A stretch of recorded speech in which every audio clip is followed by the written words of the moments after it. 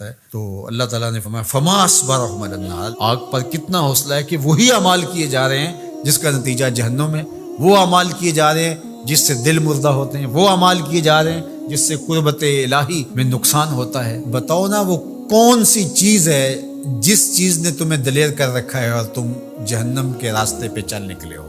وہ دولت ہے، حسن ہے، جوانی ہے، اقتدار ہے۔ وہ چیز کیا ہے جس چیز پہ تم ناز کر کے اپنے رب سے دور ہو کے جہنم کا ایندھن بننے کے لیے تیار ہو گئے؟ کتنا حوصلہ ہے لوگوں کا، کتنی ڈٹائی سے کہہ دیتے ہیں یہ جہاں مٹھا اگلا کس نے ڈٹا۔ کوئی کہتا کوئی بات نہیں، کر لو جو کرنا، آخرت میں توبہ کر لیں گے۔ توبہ کی امید پر گناہ کا کرنا یا ڈٹائی کے ساتھ گناہ پہ گناہ کیے جانا، اپنی بد اعمالیوں کی کوئی توجیہ کر لینا، مختلف شیطان کے فریب ہیں، مکر ہیں، وہ آپ کو مختلف طرح سے پھانس لیتا ہے، ہم اس کی کوئی توجیہ کر لیتے ہیں، اس کی کوئی صورت گری کر لیتے ہیں۔ مطلب کیا؟ جب اللہ کی کتاب سے ہم انحراف کریں گے تو اللہ توفیقات خیر سلب کر دے گا۔ یہ جو لعنت کا لفظ آپ نے سنا، تو لعنت کا کیا مطلب ہے؟ لعنت کا مطلب ہے کہ رحمتوں سے محروم کر دیا جاتا۔ عرب کہتے ہیں جب وہ اپنی اولاد سے ناراض ہو جائیں یا کسی سے ناراض ہو جائیں بڑا، تو وہ کہتا ہے کہ میں تمہارے لیے دعا نہیں کروں گا، تم میری دعاؤں سے آج کے بعد محروم ہو گئے ہو۔ بلکہ میں نے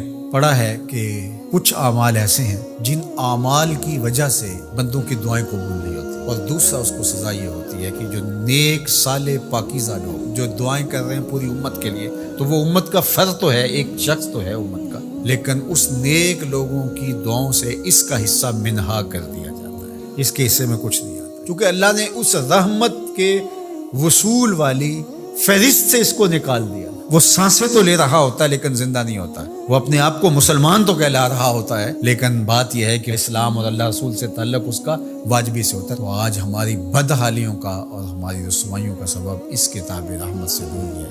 اللہ کتاب رحمت سے جڑنے کی توفیق دے۔